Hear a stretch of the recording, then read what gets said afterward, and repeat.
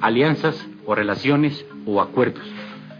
¿En Europa con quién tienen alianzas o con quién tienen identidad? En Europa hemos avanzado en alianzas con sectores de la socialdemocracia. Aún más, hemos pedido oficialmente participar como observadores en los congresos de la socialdemocracia. Cuando estuvimos en España, en el diálogo en Madrid, oficialmente, a través de las personalidades del gobierno de Felipe González, que sirvieron un poco como garantes de este encuentro, y oficialmente a la encargada de Relaciones Internacionales del Partido Socialista Obrero Español, oficialmente pedimos ingreso como observadores a la socialdemocracia internacional. De modo que muy lejos de nosotros, por criterio, por eficacia en la política, por realidades concretas, una alianza con el ETA. ¿Por qué, si todos los movimientos guerrilleros colombianos dicen que están en su mejor momento, se decidieron a negociar? Porque la razón de ser de la guerrilla es el acceso al poder. Esa es la razón. El acceso al poder que permita solucionar los problemas económicos y sociales de una patria de las más injustas que hay en América Latina. Esa es la razón de ser de la guerrilla. Pero si hay condiciones para que ese acceso al poder sea pacífico, para evitarnos el costo social y humano de una guerra, somos nosotros los primeros interesados en que el camino de la lucha política legal sea factible. Entonces nuestra capacidad militar y política en ascenso nos permite negociar un cese al fuego, nos permite buscar la paz. Si estuviéramos derrotados, nadie estaría hablando con nosotros. Si estuviéramos en descenso o a punto de terminarnos, nadie estaría ni siquiera poniéndonos cuidado a nuestras propuestas políticas. Porque en Colombia solamente el que habla duro y el que habla con fuerza es oído. ¿Es cierto que a la muerte de Jaime Bateman en su movimiento surgieron divisiones irreparables? No solamente no surgieron divisiones, ni mucho menos irreparables. La característica del M-19, además de ser nacionalista, de ser sin una ortodoxia doctrinaria, la característica del M-19 de ser tan parecido y tan igual a nuestro pueblo. La otra característica es de que el virus de la división tradicional en los grupos de izquierda no nos corroe a nosotros. Nosotros surgimos como producto de la división en 20 organizaciones de izquierda. Nuestro primer núcleo fundador venía de todas las tendencias de la izquierda en Colombia. Surgimos como un elemento de unidad, y no solamente unidad hacia el movimiento popular, sino también unidad hacia el movimiento guerrillero, y obviamente una unidad que cada día es más fraternal y más férrea y más profunda en nuestras propias filas. Hay quien dice que la gente no se cree la buena voluntad de la guerrilla en este momento porque ustedes burlaron la amnistía, porque ustedes volvieron a las armas. ¿Qué va a pasar ahora? Mire, los que están dando la vida,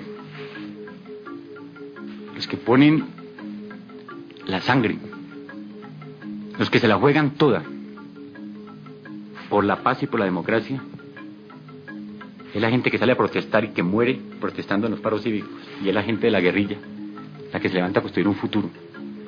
Si eso no es credibilidad y buena fe, yo no sé qué más argumento hay para la credibilidad. El problema de la amnistía fue totalmente contrario. La amnistía se había entendido, y todo el mundo lo entendió, y el propio Belisario lo entendió así, y nosotros obviamente, que la amnistía era el primer paso, que el segundo paso debía ser un cese al fuego, que hoy apenas se está perfilando. Entonces ese primer paso de la amnistía, la oligarquía intentó, mediante todo un juego de propaganda, hacernos creer y hacerle creer al país que la amnistía significaba la rendición del movimiento guerrillero. Y en Colombia la guerrilla no se rinde, porque hay razones históricas, sociales y políticas que exigen además un crecimiento. Entonces la amnistía no era para rendirse nadie, porque la guerrilla no está peleando por la libertad de 300 presos políticos. La amnistía era un primer paso.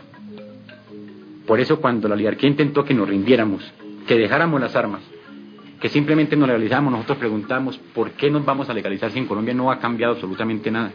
No han cambiado las condiciones sociales y políticas que hacen que sea necesario la lucha armada para llegar al poder. Hoy estamos hablando de cese al fuego. ¿Qué tal que este cese al fuego se hubiera planteado, se hubiera hablado y se hubiera negociado un mes después de la amnistía?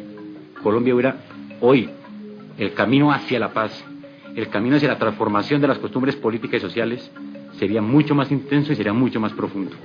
¿Usted qué piensa del ejército de la República de Colombia?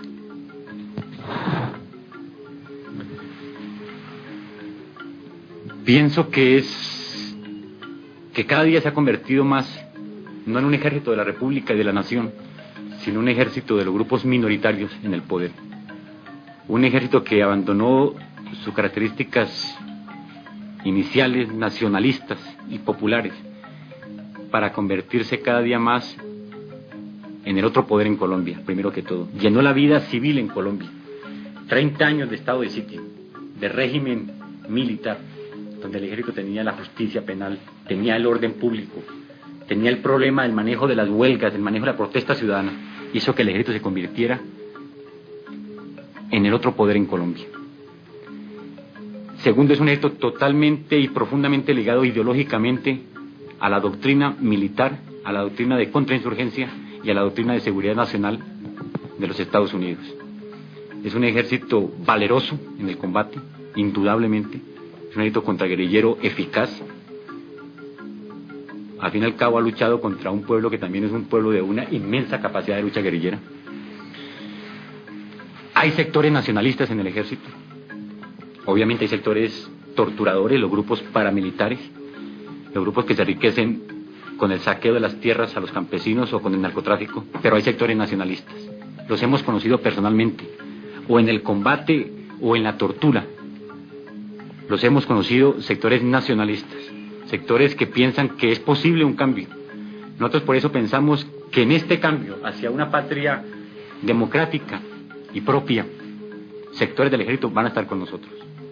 El ejército colombiano es una excepción en América Latina.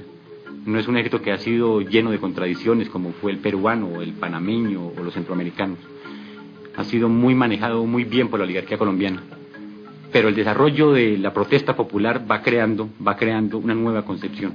Hoy, y es un avance, hoy aceptan la posibilidad de un diálogo con la guerrilla, cosa que hace 4 meses no aceptaban. Si la fuerza política y la fuerza social, apoyando el cese al fuego, apoyando la tregua, apoyando las reformas, es de todo el país, el ejército, o por lo menos sectores del ejército, van a abrir la mente a los nuevos cambios que recorren América Latina. Ustedes dicen que la paz puede estar cerca o que la negociación está cerca, pero la tregua de las FARC significa que ustedes también de alguna manera están en tregua o siguen en guerra. Mire, primero que todo la guerra es un problema de dos. Para pelear se necesitan dos.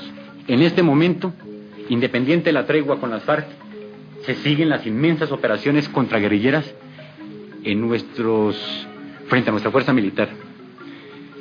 En el Caquetá, en el sur del país, y en el Cauca, al occidente del país, se están librando hoy los bombardeos inmensos a la población campesina.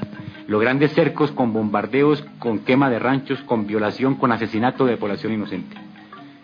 Y con combates con la guerrilla, obviamente, donde la mayor pérdida de hombres ha sido del ejército. La capacidad militar de la guerrilla va en ascenso. Entonces se sigue el combate. Y se sigue el combate hasta que haya cese al fuego. Eso es de lógica elemental. Por eso estamos interesados. Estamos interesados en que el ejército no sea el guardián de los latifundistas, sino que el ejército se convierta en un elemento de progreso y democracia en Colombia. Ojalá estas negociaciones de tregua y de cese al fuego purifiquen al ejército de los elementos más duros y más proimperialistas que hay. Por último, dígame, ¿en qué puede influir en Centroamérica una negociación de paz con la guerrilla colombiana? Mire, aquí hay preocupación profunda. Yo pienso que les quita el sueño al sector más derechista de la oligarquía colombiana, al sector más duro de las fuerzas militares, pero también le quita el sueño, en gran medida, este camino del diálogo con el movimiento guerrillero al Pentágono norteamericano, al presidente Reagan y a sus asesores sobre el problema centroamericano, por una sencilla razón. Porque esta fórmula de que es posible, sin perder la dignidad nadie, del diálogo, de la búsqueda de soluciones políticas, esta fórmula que hoy se empieza a perfilar en Colombia, entre un gobierno y el movimiento guerrillero, en la búsqueda de soluciones políticas para el problema de la guerra, va a dar mayor fuerza, va a dar mayor credibilidad a la política de Contadora. En Contadora es imposible la solución militar contra el pueblo nicaragüense ni contra la revolución salvadoreña. No hay solución militar para derrotar a los salvadoreños ni a los sandinistas. Entonces se impone la fórmula política, a la cual se niega Reagan, la Comisión Kissinger y el Pentágono. Si Contadora, además de la permanente insistencia de Contadora, si Contadora además introduce como elemento de la paz en Centroamérica la necesidad del problema salvadoreño, que hasta el momento no lo contiene, pero si además demuestra que en Colombia es factible el diálogo, con mayor razón en Centroamérica, por lo tanto afecta directamente, como ejemplo práctico, como solución real, como posibilidad concreta, que la solución política y la negociación tiene que ser el camino para la solución y para el problema y para la guerra salvadoreña fundamentalmente.